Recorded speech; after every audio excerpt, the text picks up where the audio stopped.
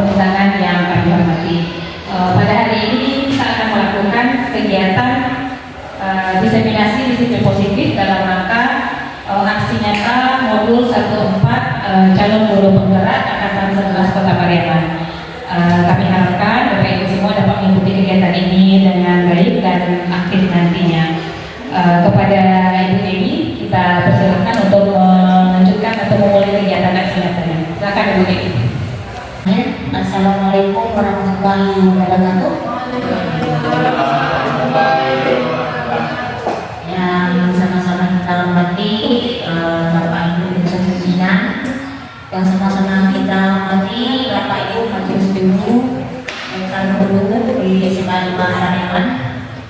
Pertama-tama hari ini kita ucapkan puji syukur kepada Allah Subhanahu wa Ta'ala karena segala puji-puja itu sangat berarti, karena pada hari ini kita telah dapat menjadi kesempatan untuk bertemu dalam rangka kegiatan diseminasi atau berbagi praktek baik dalam rangka pendidikan penggerak yang saya ikuti. Kemudian salawat dan beri salam tidak bosan-bosan kita berikan kepada kita Nabi Muhammad SAW yang telah membawa kita dari zaman jahiliyah ke zaman modern dan canggih seperti sekarang saat ini.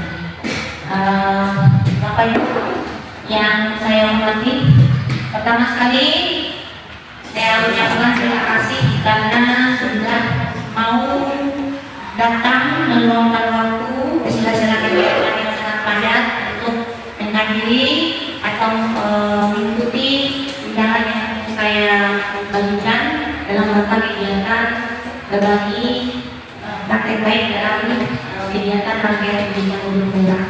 Kemudian Bapak Ibu semuanya, dalam kegiatan hari ini, walaupun saya ada di depan, bukan berarti saya bintang, tidak, bukan termasuk menggurui Bapak Ibu semua, tidak, tapi hanya di bagian dari kegiatan, dan ini juga proses belajar pada saya sendiri sebagai calon guru penggerak.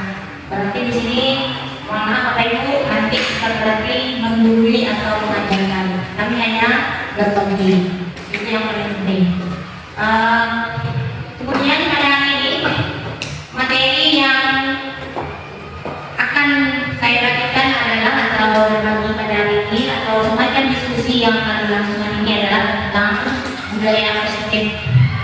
Budaya positif tentu bagi Bapak Ibu semuanya sudah tidak asing lagi, karena selama ini kita di sekolah di SMA 5 Pariaman kita sudah mempraktekkan budaya-budaya positif yang tentu saja itu demi kepentingan murid kita bersama. Tapi apakah budaya positif ini telah efektif kita terapkan setelah kita?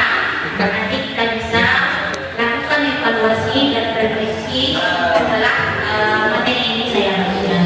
Namun sebelum kita mulai Bapak Ibu, saya punya beberapa pertanyaan tematik, dan itu ada sudah di depan.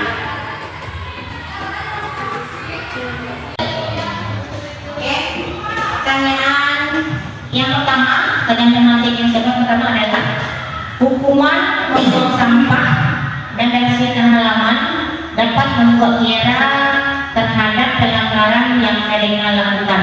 Mereka lakukan ini adalah murid ya. Nanti Bapak Ibu saya minta mohon responnya, setuju atau tidak. Kalau setuju mengapa, kalau tidak setuju mengapa. Kemudian yang kedua, penghargaan yang demikian membuat kreativitas tidak berkembang dan berlanjut. Nah, di sini saya minta kalau Bapak Ibu setuju atau tidak setuju dan mengapa. Oke Bapak Ibu, ada mungkin yang bisa memberikan tanggapan atau ide.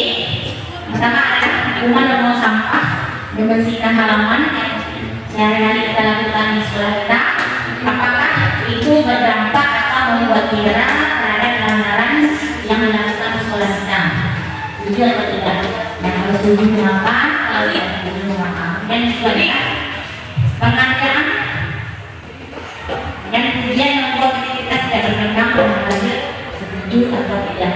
Kalau setuju mengapa? Kalau tidak setuju mengapa? Oke Bapak Ibu silakan kalau ada yang ingin menanggapi.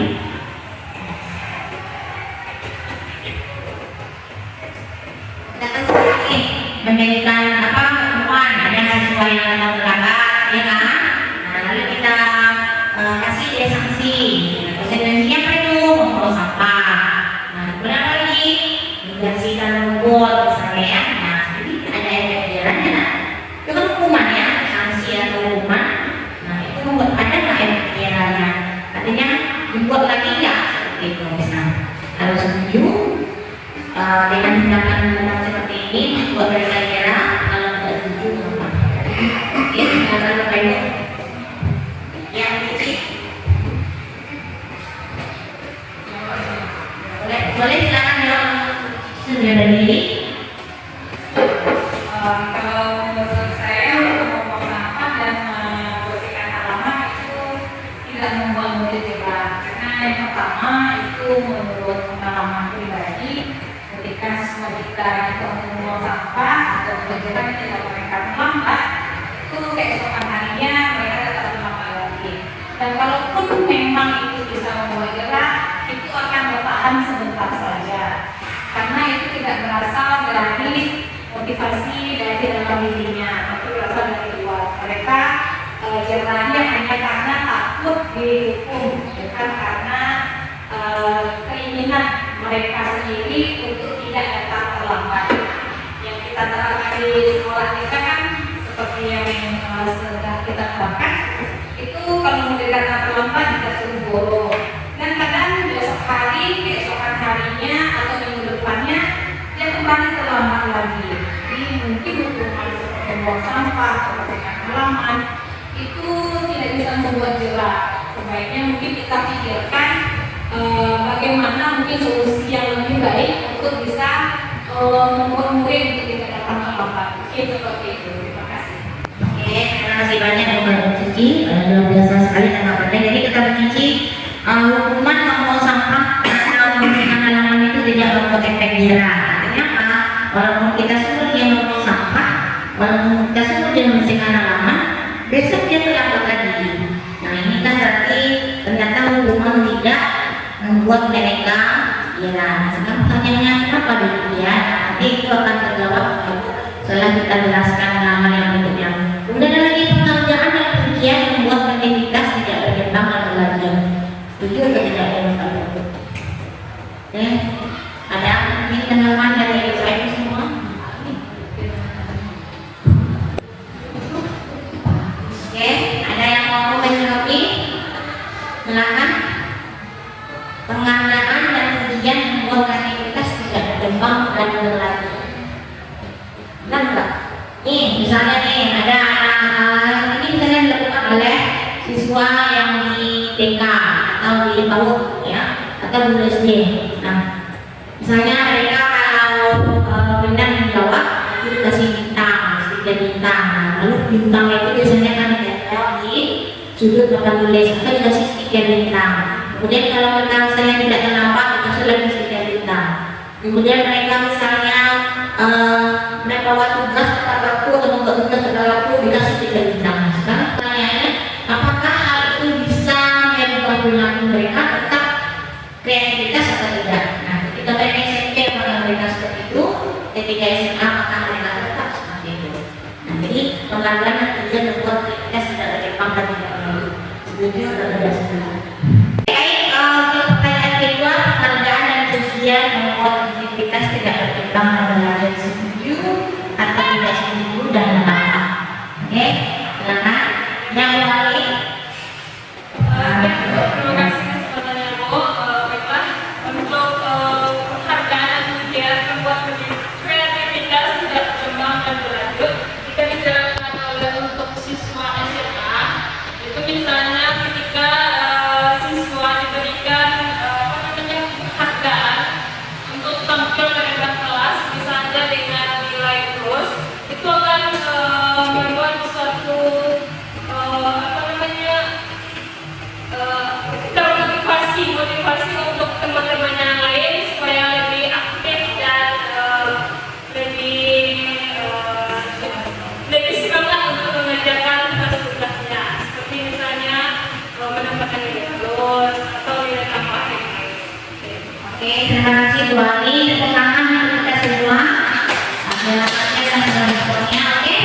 Kami tadi menyampaikan bahwa ternyata penghargaan bisa membuat anak termotivasi untuk belajar lebih keras dan berbuat lebih baik. Nah, nanti sekarang pertanyaannya apakah ketika mereka dikasih penghargaan itu akan tidak lagi disesuaikan apakah yang bisa belajar? Nah, itu yang menjadi pertanyaan besar kita.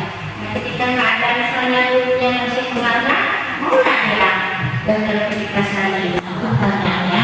Oke, nanti akan menjawab dengan materi yang berikutnya. Setelah itu, Bapak Ibu, selanjutnya. Oke, materi yang saya sampaikan hari ini, yang pertama itu adalah tentang perubahan paradigma belajar. Kemudian materi kita yang kedua, disiplin positif. Yang ketiga, motivasi perilaku manusia. Yang keempat, kebutuhan dasar manusia. Yang kelima, fungsi kontrol.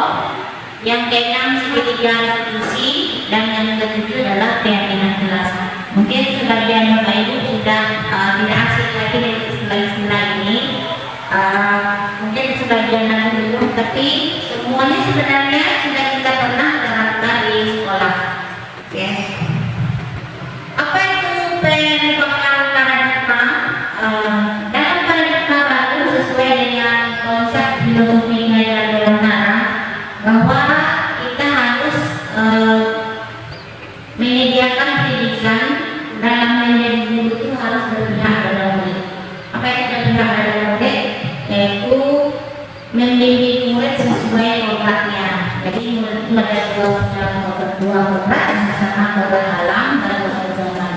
Dan kodrat alam itu dan kodrat zaman itu tidak bisa kita hindari. Apalagi kodrat alam itu kita tidak bisa ubah. Jadi yang hitam, yang pendek, yang tinggi tidak bisa kita ubah. Jadi kita komunitas itu adalah membimbingnya, menuntunnya untuk melalui pembelajaran yang lebih baik.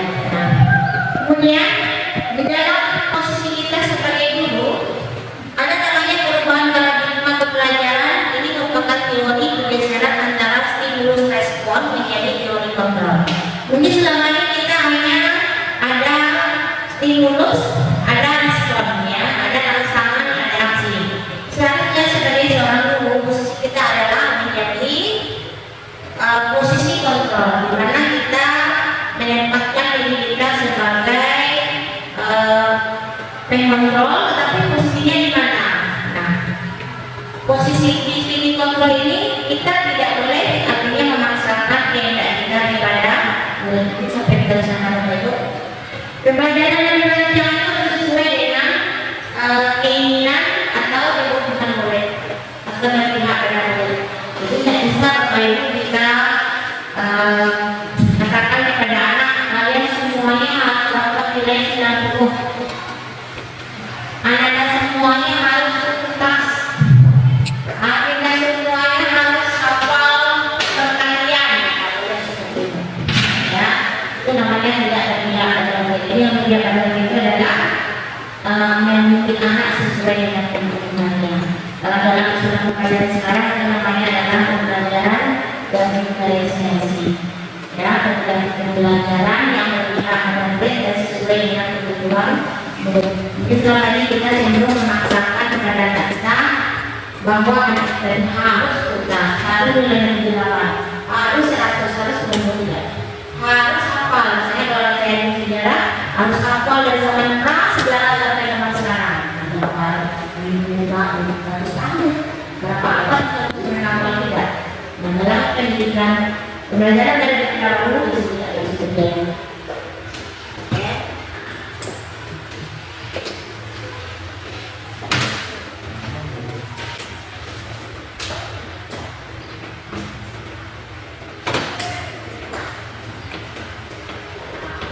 Ini perubahan paradigma tadi. Nah, ini ada kegiatan. Ini siapa sesungguhnya yang memiliki kontrol? Ya, ini ada stimulus respon atau teori kontrol pilihan. Di sini ada, kalau kita teori stimulus respon itu ada kita mencoba mengubah orang agar yang sama dengan kita. Kalau kita menyatakan diri sebagai orang yang mempraktekkan teori kontrol, kita berusaha memahami pandangan orang lain tentang dunia. Bahkan saya ini menginginkan orang itu mempunyai visi yang sama dengan kita. Nah, itu tidak ada. Menginginkan murid itu visinya sama dengan kita, tidak sama. Itu tidak mudah ya dalam posisi kontrol. Kemudian perilaku guru dilihat sebagai suatu kesalahan. Sementara dalam kontrol, semua perilaku itu memiliki tujuan, ya kan? Nah, mungkin anak kita itu membolos tanpa ada tujuan. Nah, mungkin anak kita itu tidak mengerjakan PR tanpa ada tujuan. Tapi kalau kita menempatkan itu sebagai pandangan respon, itu adalah sebuah kesalahan. Kemudian ada orang lain bisa mengontrol saya. Nah, sementara dalam teori kontrol hanya Anda yang bisa mengontrol diri Anda. Nah, itu kan suatu paradigma baru bagi kita ya. Selama ini kita biasanya kalau mempraktikkan itu kan kita menganggap kita bisa mengontrol oleh orang lain. Kemudian saya bisa mengontrol orang lain. Sementara dalam teori kontrol Anda tidak bisa mengontrol orang lain. Karena orang lain itu juga punya motivasi sendiri.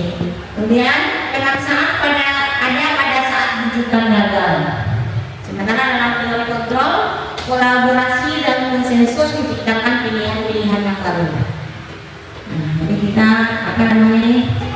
biasanya kan cenderung memaksa ya, memaksa anak, misalnya memaksa orang kita, memaksakan keluarga kita. Sebenarnya dalam teori kontrol sebenarnya bisa diselesaikan dengan cara kolaborasi dan konsensus menciptakan pilihan baru.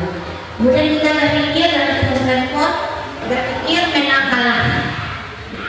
Saya harus menang, orang harus kalah, atau saya kalah, orang menang. Nah, padahal sebenarnya model berpikir dalam teori kontrol itu adalah model berpikir semuanya harus menang. Nah, ada yang kalah, nah ada yang semuanya harus menang. Si yang menang, si yang tidak, semuanya harus menang. Kemudian kita masuk kepada apa itu disiplin positif. Nah, disiplin berasal dari bahasa Latin disiplina yang artinya belajar. Nah, sementara kalau kita yang namanya disiplin itu adalah patuh, ya, taat, tidak melanggar peraturan, berjalan di jalan yang lurus, kemudian mematuhi peraturan-peraturan yang ada, kemudian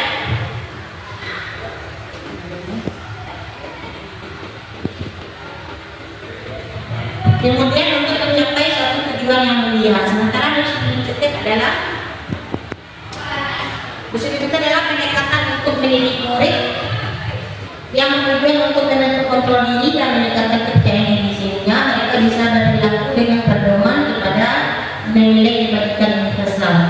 Sifat positif manusia merupakan tujuan mulia yang dicapai oleh setiap individu terlepas dari semua bangsa, bahasa, agama maupun latar belakang. Nah, ini dia yang budaya positif atau yang dimaknai sebagai disiplin positif. Jadi disiplin positif itu adalah untuk mengatur kontrol diri. Jadi kalau kita memang harus disiplin, itu harus dari dalam diri sendiri, bukan karena disuruh. Karena kalau karena disuruh itu kita hanya melaksanakan ketika ada orangnya. Ketika orangnya tidak ada, tentu tidak akan kita lakukan. Oke.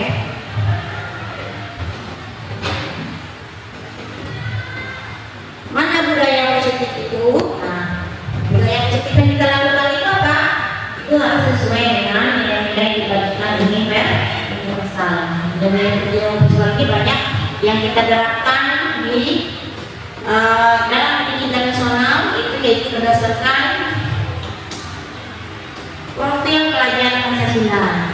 Nilai-nilai kebajikannya tentu tidak ada mandiri, beriman dan bertakwa kepada Tuhan Yang Maha Esa, mandiri dan dalam kritis dari kebinekaan global dan territorial serta Jadi apapun disiplin positif, apapun budaya positif yang kita terapkan di sekolah itu harus sesuai dengan nilai-nilai kebajikan universal yang berpatokan pada profil belajar Pancasila.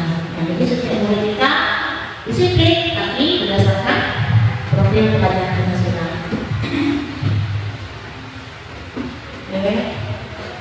Nah, sekarang pertanyaannya,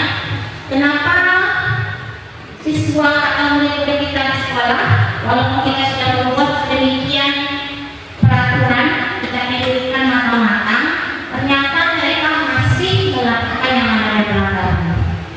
Dengan sudah ada peraturan tidak boleh melanggar, tidak boleh memakai sepatu selain warna hitam, tidak boleh memakai baju di luar ketentuan lain, misalnya seperti ini, selasa pakai ini, rabu pakai ini, ternyata mulai kita masih saja dalam kesalahan.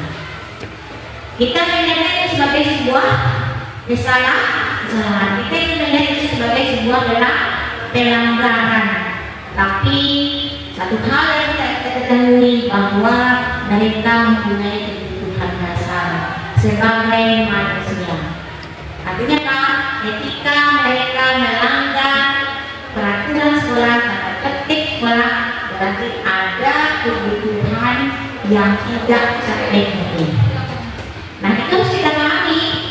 Karena kita dihanai dia terus pusing. Padahal ada sebenarnya kebutuhan yang tidak terpenuhi oleh mereka sehingga mereka melakukan pelanggaran. Oke? Nah, apa saja kebutuhan dasar manusia itu? Nah, ini dia. Kebutuhan dasar manusia itu ada 5. Yang pertama adalah bertahan hidup. Ya, itu bersangkutan dengan fisiologis. Bertahan hidup tentunya butuh makan, butuh minum, ya. Itu namanya bertahan hidup. Berselimut kalau kedinginan, kalau tinggal di rumah, fisiologis. Itu berdasarkan bertahan hidup namanya kebutuhannya. Jadi misalnya kemarin itu ada contoh saja. Ada anak misalnya itu dari sekolah kita ada contohnya saya baca, ada anak yang mencuri begal temannya di sekolah. Ya, iya kan? Mungkin begal mungkin dia silik. Ada anak yang mencuri begal temannya di sekolah. Nah, kalau kita seperti itu, apa yang kita lakukan? Marah atau tidak? Marah atau tidak? Pasti marah. Nah, tapi kalau kita tahu yang namanya kebutuhan dasar manusia, kita tidak akan pernah marah kepada sesuatu. Kenapa? Karena kita bisa ambil kesimpulan berarti ada kebutuhan yang tidak terpenuhi. Kebutuhan pertama, bisa saja tidak makan dari makan, bisa saja punya dari tidak ada kan? Nah, sementara sebagai manusia kita kebutuhan hidup, ada dalam diri.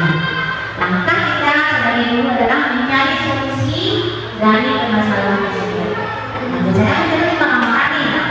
Nantinya ada berarti ada penanganannya, ya. Kemudian yang kedua, penguasaan. Yang penguasaannya adalah apa ya? Ingin dihargai. Setiap orang ingin dihargai, ingin diakui, yang sama dengan sesuatu kita, sama dengan mereka juga butuh pengakuan, butuh dihargai. Nah, yang ketiga, kebebasan. Kebebasan memilih. Setiap manusia mempunyai hak untuk memilih. Nah, ada yang orang-orang. Nah, itulah adalah kebutuhan dasar manusia. Dan keempat, dan kesenangan. Kita butuh hiburan, kita butuh ketawa, kita butuh jalan-jalan. Ada orang yang tidak jalan-jalan, misalnya bisa stres di jalan. Nah, siswa kita juga seperti itu, murid kita juga seperti itu. Kenapa mereka misalnya bercanda di dalam kelas? Mereka butuh hiburan. Yang mungkin guru-gurunya sebelum semua mengajar, kita tahu-tawa misalnya. Karena dia butuh hiburan, butuh kesenangan. Yang terakhir, kasih sayang atau menjadi terima. Sayang, diperhatikan, disukai, diberi perhatian, itu biasa. Dan mereka juga sama dengan manusia yang lain. Jadi ketika mereka melakukan pelanggaran, budaya yang tersebut tadi ada sesuatu yang tidak terpenuhi dari kehidupan dasar kita. Oke. Kemudian anak kita sering melanggar peraturan, kemudian sering membuat apa namanya nih tingkah-tingkah aku mungkin yang mengesalkan. Nah, itu ada hubungannya dengan teori motivasi perilaku manusia. Jadi setiap orang itu bertindak karena ada motivasi. Nah, mungkin luar, itu adalah nggak ada tujuannya itu nggak mungkin. Oke. Nah dalam teori motivasi perilaku manusia itu ada tiga. Yang pertama adalah untuk menghindari ketidaknyamanan atau hukuman. Nah itu namanya motivasi eksternal. Yang kedua untuk mendapatkan imbalan dari orang lain, itu motivasi eksternal juga. Yang ketiga untuk menghargai diri sendiri, itu motivasi eksternal. Jadi orang itu bertindak, ada yang ingin karena dihargai, ada yang ingin menghindari ketidaknyamanan atau hukuman. Nah, misalnya setelah kita nih, kita karena masuk jam 7, kalau kamu terlambat, nanti hukum. Apa hukumannya misalnya? Berdiri satu kaki di depan kelas sebenarnya. Nah, jadi dia takut. Nah, maka dia akan tidak datang terlambat. Itu kenapa? Karena menghindari adanya hukuman. Nah, mana yang ingin kita kerjakan di sini? Yang ingin kita kerjakan di sini adalah bagaimana dia bisa melakukan tersebut dari diri sendiri atau termotivasi dari diri sendiri, atau disebut dengan motivasi internal. Nah, itulah yang menjadi tujuan dari budaya positif. Oke.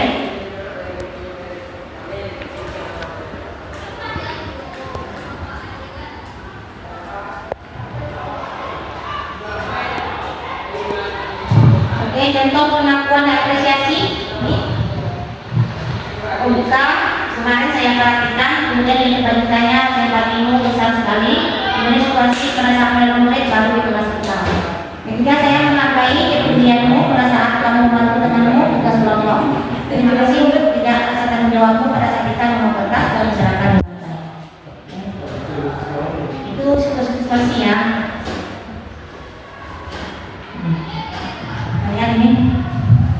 Ini adalah semacam perilaku atau organisasi dan hukuman mencatat 100 kali dalam kalimat saya tidak akan terlambat lagi karena terlambat sekolah. Ya. Kemudian lari di lapangan basket 2 kali karena terlambat lagi di sekolah. Murid diminta untuk push-up 15 kali karena tidak ada lapangan basket di sekolah. Menggantikan kertas tugas teman yang telah dicoret. Membersihkan tempat air di meja tulis karena tersenggol pada saat belajar. Murid disuruh mengenakan sepatu seharian karena tidak mengenakan sepatu hitam. Lari keliling lapangan basket 2 kali karena terlambat 10 menit kalau jalan berdoa. Ini apa namanya ini? Bentuk-bentuk hukuman atau konsekuensi yang sering kita lakukan kepada murid. Nah, sekarang pertanyaannya dari yang tadi itu Bapak Ibu diminta untuk memilih nyatanya itu hukuman atau konsekuensi. Mohon bantuannya Bapak Ibu untuk mengisi itu kenyataannya hukuman atau konsekuensi. Silakan sekarang mau maju ke depan Bapak Ibu. Oke. Salah tidak apa-apa, Ibu tidak mengurangi nilai. Silakan, saya mau.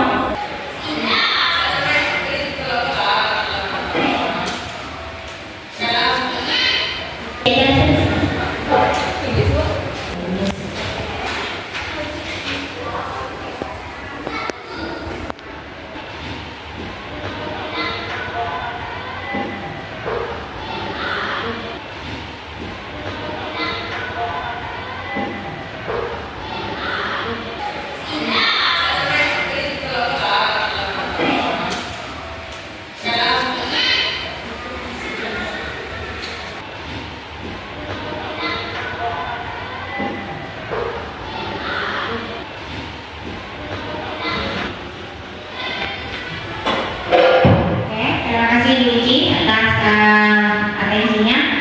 Yang pertama itu adalah mencatat 100 kali di dalam buku kalimat saya tidak akan terlambat lagi karena terlambat sekolah. Itu konsekuensi atau hukuman, Bapak? Hukuman atau konsekuensi itu? Misalnya nih ada anak yang sudah berjanji tidak terlambat lagi, lalu kita kasih nih kamu kerjakan, ditulis di kertas, bikin kalimat 100 kalimat, lalu tulisannya adalah saya tidak akan terlambat lagi. Hukuman atau konsekuensi itu, hukuman. Lalu apa misalnya kalau dia terlambat lagi, apa yang harus kita kasih? Konsekuensinya. Jadi terlambat dari saya bilang tak boleh terlambat, tapi dia terlambat lagi.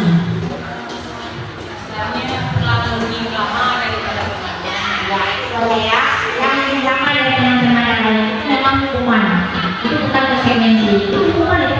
Di semua anak yang menulis 100 kalimat nanti tangannya tidak seberat ya, di bawah bulan dia ke rumah sakit karena menulis 100 kalimat yang sama.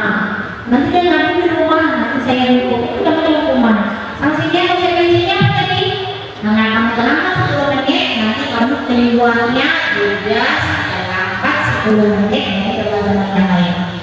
Kamu kerjakan tugas yang belum kamu selesaikan supaya kamu sama dengan teman-teman yang lain. Itu namanya konsekuensi.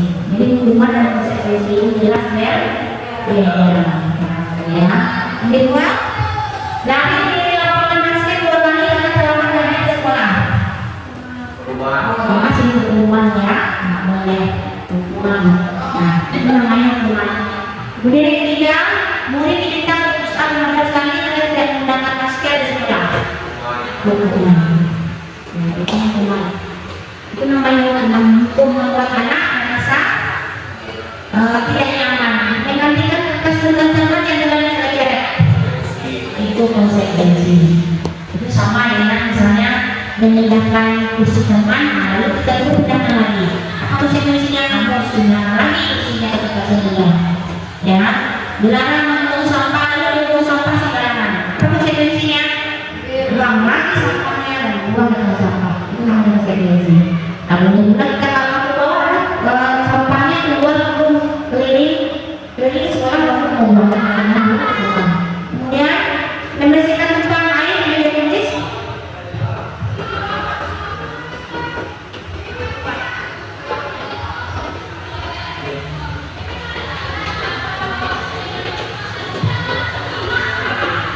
Membersihkan tempat air yang dia tulis karena simbol pada saat belajar. Kemudian konsekuensi.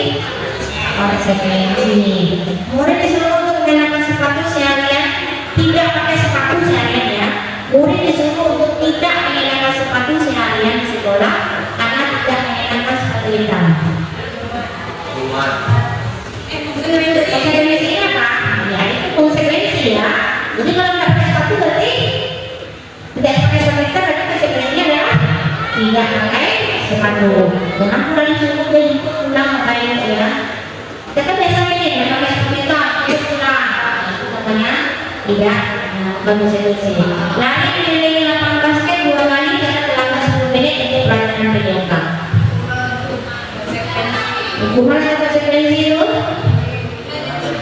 Pelajaran PJOK. Konsekuensi. Ya, yang nggak boleh itu apa? Pelajaran sejarah seperti saya. Ya, kalau lapangan boleh. Kalau PJOK apa itu konsekuensi? Itu sebagai pemanasan bagi dia sebelum memulai pelajaran PJOK. Tapi kalau sudah 10 kali itu baru hukuman. Kalau 2 kali kan masih wajar ya, masih wajar kalian sehat. Kecuali ya 10 kali atau lebih dari 2 kali. Di dalam kita sebagai guru, kita biasanya menempatkan diri kita sebagai posisi-posisi yang dalam istilahnya dalam strategi disebut dengan posisi kontrol. Nah, di sini ada 5 posisi kontrol yang yang sudah diikuti oleh para ahli.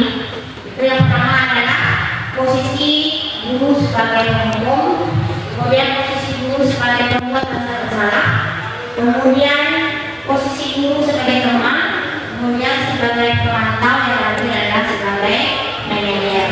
Nah, yang mana itu posisi guru sebagai penghukum? Itu dia ada di depan Bapak Ibu. Kalau penghukum itu kita adalah tujuannya menghindari hukuman. Ini dan sering menghasut dan menyebut dan menyakiti serta menyindir. Ya.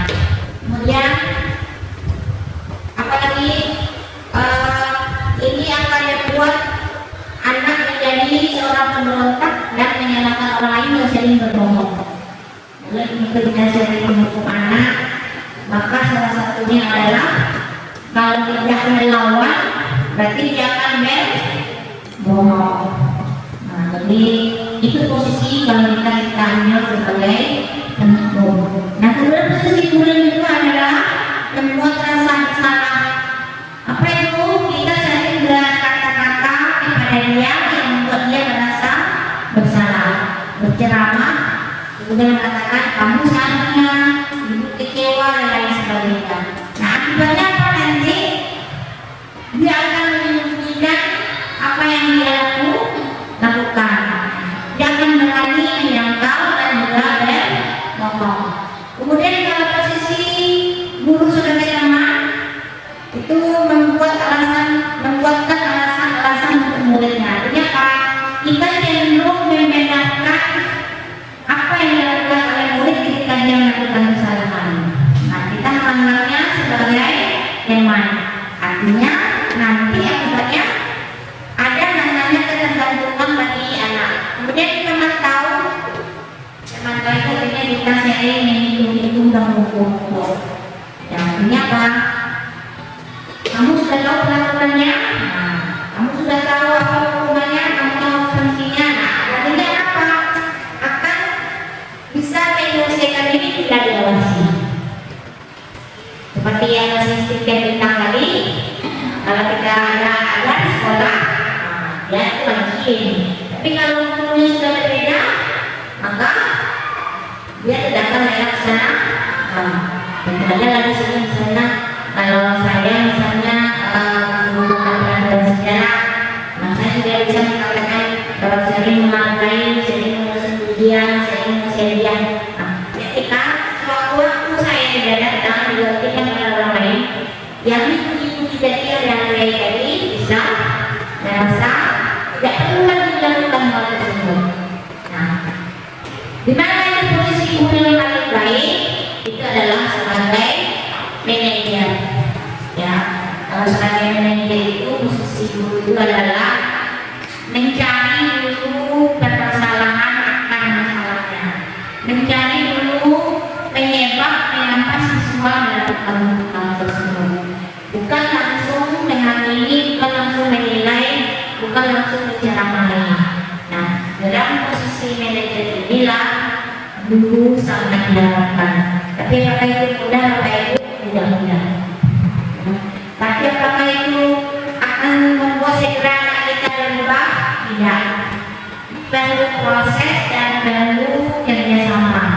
Artinya kalau misalnya kalau saya sendiri yang melakukan posisi manajer, kalau boleh lain tidak akan berhasil. Nah, jadi harus bersama-sama.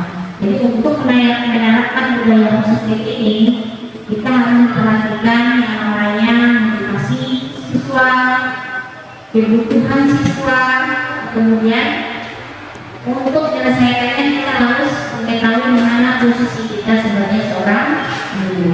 Maka posisi yang baik itu adalah sebagai seorang manajer. Manajer itu bagaimana? Misalnya ada anak-anak bersama kita panggil, ya. Lalu apa nama teorinya? Ada namanya segitiga restitusi.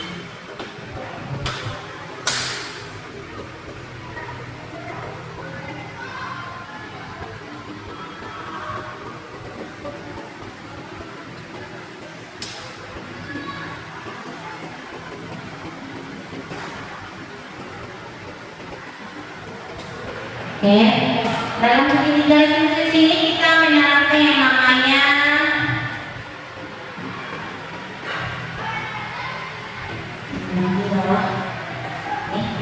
ada namanya segitiga restitusi. Jadi setiap permasalahan yang dihadapi oleh murid, kita bisa melakukan dengan teori disebut dengan segitiga restitusi. Nah, mungkin ini baru bagi kita semua, tapi walaupun baru tidak ada salahnya ini kita praktekkan. Yang jelas kepada ketika anak kita melakukan kesalahan, ketika anak kita melakukan sesuatu yang benar, kita harus selalu duduknya adalah dia prasangka baik. Ya, ada yang buruk itu ketika kita menyelesaikan masalah siswa, jangan kita selesaikan di tempat yang ramai orang. Itu syarat pertama.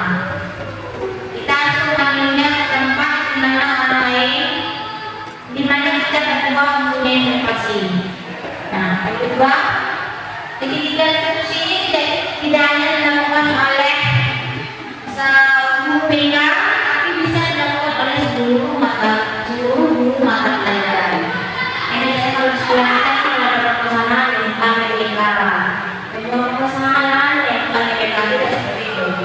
Setiap guru mata pelajaran, setiap guru yang ada di sekolah kita bisa melaksanakan praktek sehingga resti disini.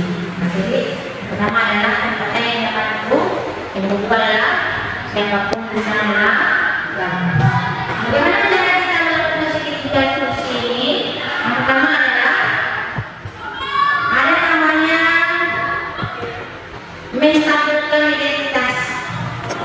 Nah, menstabilkan identitas ini adalah ketika kita tahu anak melakukan kesalahan, kita panggil dia, kita tanyai, tapi kita tidak membuat dia merasa itu bersalah. Tapi kita bisa mengatakan kepada dia bahwa apa yang mereka lakukan itu tidak membuat mereka takut. Ketika mereka dipanggil, dia tidak merasa terpojok. Itu maksudnya. Itu yang namanya menstabilkan identitas. Jadi ketika identitasnya sudah stabil, dia akan bercerita langsung, bercerita apa adanya, mengalir saja ceritanya tanpa berbohong.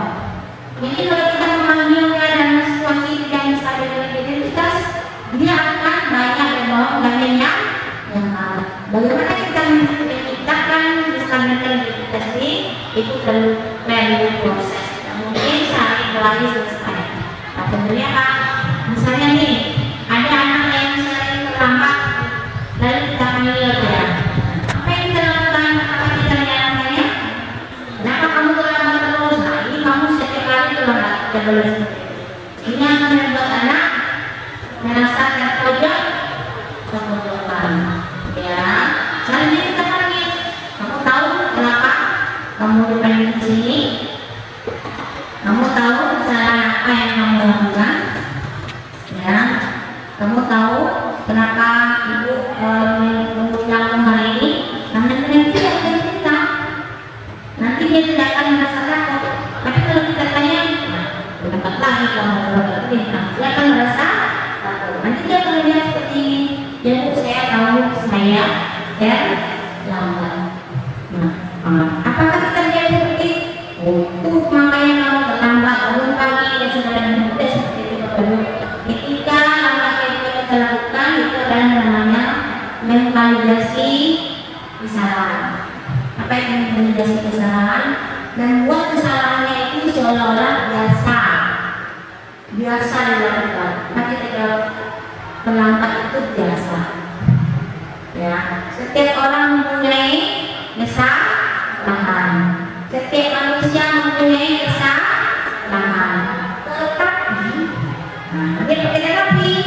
Tetapi kesalahan tersebut bisa mengganggu orang lain.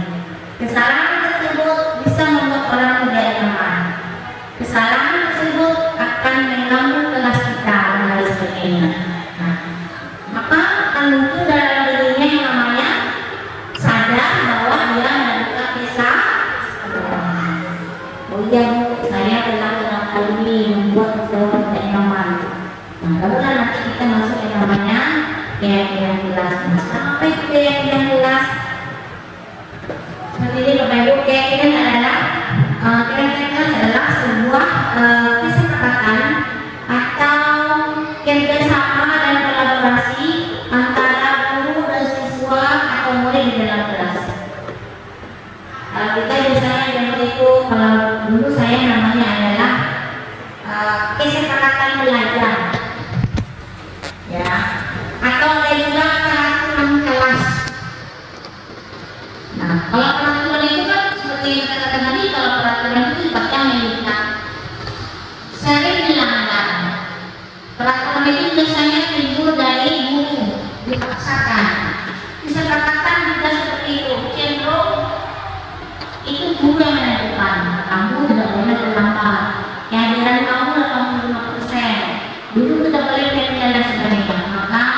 dalam paradigma belajar baru ini keyakinan kelas itulah yang paling tepat. Jadi keyakinan kelas itu kita susun berdasarkan kesepakatan kita dengan murid dan itu semuanya berasal dari murid. Nah, jadi ketika kita mulai di awal proses pembelajaran, katanya kepada mereka apa keyakinan kelas yang akan kita buat. Jadi keyakinan kelas itu bukan cara kembali. Kemudian ketika mereka melakukan keyakinan kelas tersebut, lalu kita praktekkan segitiga resti sisi. Nah, sekarang kita akan melakukan keyakinan kelas apa yang kita akan lakukan. Contoh yang kita bagi itu adalah benar tidak boleh terlambat datang tepat waktu. Oke, dan lihat seperti tadi pengalaman dan pembelajaran yang saya dapatkan setelah melakukan konsep-konsep kunci tersebut baik di kelas atau di rumah. Ya, yang pertama yang pernah saya lakukan adalah membuat keyakinan kelas berasal dari murid. Kalau sebelum mengetahui ini, saya membuat peraturan kelas, kesepakatan belajar, dan itu semuanya 99% itu datangnya dari saya.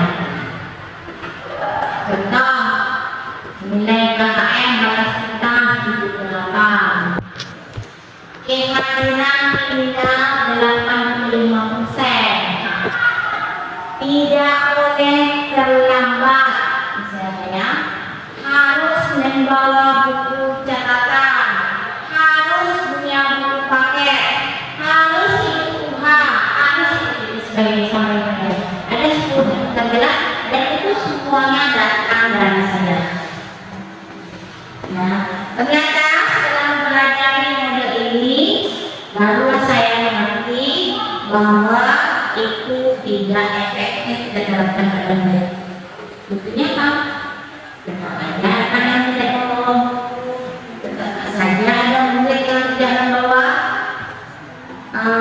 paket, tekad saya murid ada yang terlambat, padahal sesungguhnya ini 18, tetap ada yang terlambat. Ternyata itu tidak efektif. Maka yang dari saya mulai mengembangkan pertama, saya membuat namanya keyakinan jelas yang berasal dari murid. Jadi apa yang mereka mau itu saya tanya, kamu mau siapa? Ya, kalian maunya apa? Kita terlambat bolehnya berapa menit? Nah, seperti itu. Apa peraturan kelas kita yang harus kita sepakati? Itu namanya keyakinan. Kemudian yang kedua, melayani kebutuhan murid. Apa itu? Menerima dan ada yang lancar dan itu hasil belajar di sekolah. Ya, jadi mau dia dapat nilai 60, mau dia dapat nilai 70, mau dia dapat nilai 100, itu harus kita terima. Ingat, penilaian di dalam ilmu merdeka bukan hanya berdasarkan hasil tes tertulis saja, tetapi bisa kita lakukan penilaian dari berbagai aspek. Kita kan biasanya dari nilai saja nih, bilangannya sudah penuh, baru kita kasih nilai 90. Bukan seperti itu. Tidak seluruh mata pelajaran harus dikuasai oleh siswa. Jadi misalnya saya guru sejarah, semua murid kelas 3 harus bisa yang namanya belajar sejarah, harus mengerti dan paham tentang belajar sejarah dari zaman pra sejarah sampai zaman reformasi sekarang. Tidak, ya. Kalau guru merdeka sudah bisa saja yang dibedakan ini pelajaran sejarah, ini pelajaran matematika, sudah oke. Kalau pelajaran matematika udah bisa dia 1,1 2 tambah 2 4, berarti dia sudah pandai matematika. Itu sudah naik kelas. Memaksakan strategi misalnya di matematika integral, misalnya di negeri, apalagi yang memahami dan jelas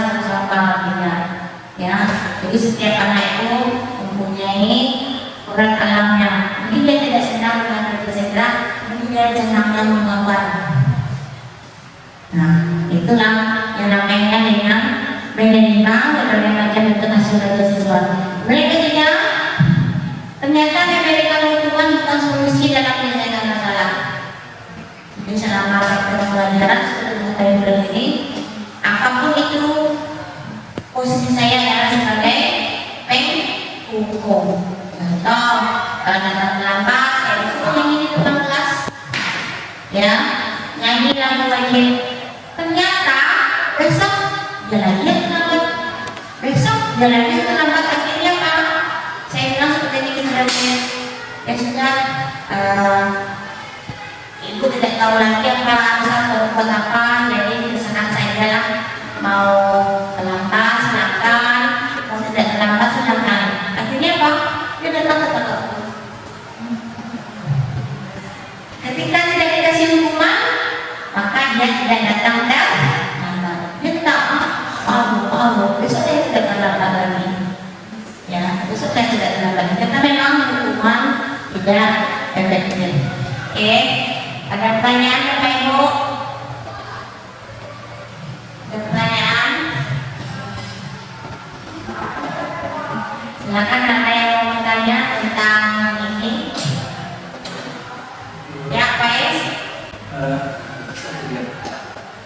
Misalnya kira yang konstitusi yang sudah dilakukan seperti apa? Oke, terima kasih itunya Pak Is. Ada segitiga konstitusi yang pernah saya lakukan adalah tadi kepada siswa yang datang terlambat. Kemudian saya panggil dia, lalu saya tanya kenapa kamu terlambat, ya. Jawabannya adalah karena semalam main HP, ya, begadang sampai jam 2, gadang sampai jam 1. Oke, lalu saya tanya lagi, saya bilang seperti ini, setiap orang pasti punya HP. Setiap orang sekarang mempunyai HP. Setiap orang senang memakai HP. Tapi kalau kamu, ketika kamu memakai HP, ternyata itu membuatmu kenapa? Lalu saya tanya lagi, apakah kamu tahu kesalahan apa yang kamu lakukan? Ya, saya begadang. Kira-kira untuk mengatasi masalah ini kamu bisa lakukan apa? Saya akan tidur dekat waktu. Kenapa kamu tidur? Oke, saya tanya bangun tidurnya jam 10 dan 11. Oke, berarti kamu sudah bisa apa namanya? Memahami dan tahu cara menyelesaikan masalah yang kamu hadapi. Nah, kita sudah mempunyai kelas, yaitu tidak boleh datang terlambat. Nah, itu kemudian itu perlu evaluasi lagi yang jelas. Hal itu perlu kita lakukan secara berpresi dan dengan sebagai saya jelaskan tadi. Ini adalah hanya sebuah teori apabila tidak kita lakukan dengan baik dan tanpa kerjasama yang baik, tujuannya akan sia-sia.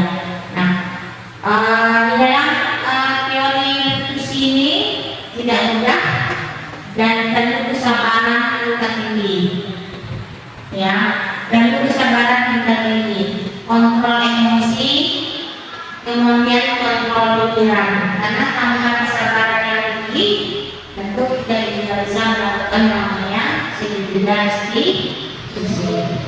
Oke, Bapak Ibu, terima kasih atas ekspresinya. Itu tadi penyampaian dari saya, bukan maksud menggurui atau mengajari Bapak Ibu, ini hanya sebagai share. Terima kasih atas segala perhatian. Wabillahi taufiq wal hidayah. Assalamualaikum warahmatullahi wabarakatuh. Waalaikumsalam warahmatullahi wabarakatuh.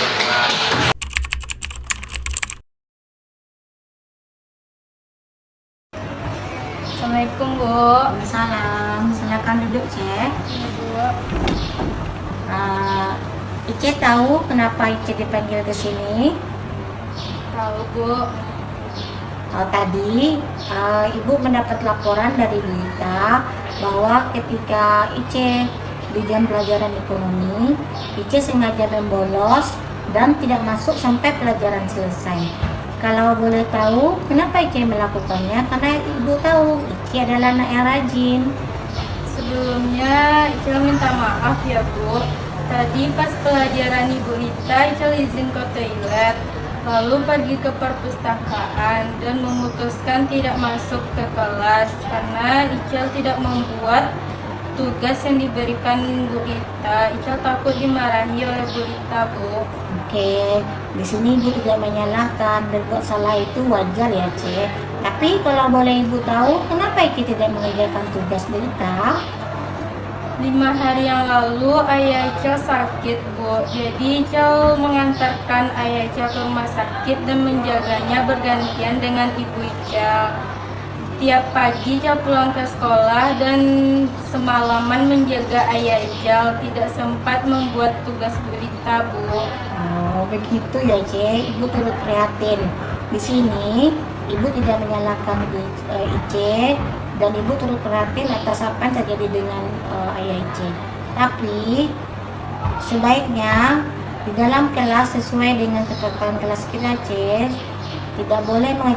tidak mengerjakan tugas itu tidaklah baik. Apakah Ice mau memperbaikinya sekarang?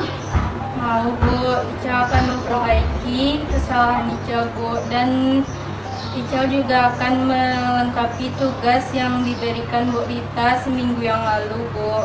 Kira-kira keyakinan kelas apa yang Ice langgar, Ice? Icil melanggar atas ketidakbertanggungjawaban tugas yang diberikan oleh Bu Rita, Bu. Dan tidak mengerjakan tugasnya. Oke, baiklah Ice. Kira-kira apa langkah yang Ice akan perbaiki untuk melakukan perbaiki kesalahan itu? Icil akan meminta maaf ke Bu Rita, Bu, dan akan mengerjakan tugas yang diberikan oleh Bu Rita itu.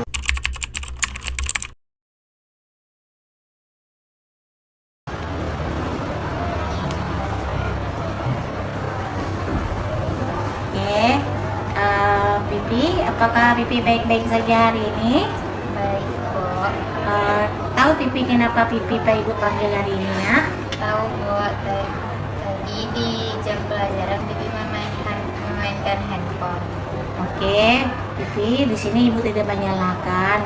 Cuman kalau boleh Ibu tahu, kenapa Pipi tadi bermain HP di kelas? Begini, Bu. Tadi Bibi lagi sakit perut. Terus Bibi ambil HP untuk menghubungi orang tua Bibi dulu. Oke, menghubungi orang tua itu wajar Pipi. Tapi dulu ketika Ibu di sekolah dulu, Ibu juga sakit perut, tapi bukan menghubungi kelas karena tidak ada HP, tapi Ibu menghubungi guru di kelas. Pipi, Pipi tahu pelanggaran keyakinan kelas kita yang Pipi telah langgar? Tahu, Bu. Mungkin yang tidak boleh menggunakan HP saat jam pelajaran. Oke, di sini Ibu tidak menyalahkan Pipi ya. Setiap orang memiliki atau mempunyai kesalahan. Tapi apakah Pipi bersedia memperbaikinya? Dia akan memperbaiki ke depannya. Oke, kira-kira apa yang akan Pipi lakukan untuk memperbaikinya? Sarapan pagi agar tidak sakit perut dan Oke. tidak menjadi. Oke ya, jadi sebenarnya adalah Pipi akan berjanji untuk tidak sarapan pagi sebelum berangkat sekolah. Oke, Pipi tahu bahwa kita bersama-sama harus mengerjakan keyakinan kelas kita dan tidak boleh melanggarnya. Untuk kedepannya, Ibu harapkan Pipi segera sebelum berangkat sekolah sarapan dulu. Ya, Bu. Bisa dipahami, Nak? Bisa, Bu. Oke, terima kasih. Silakan kembali ke kelas ya, Pipi.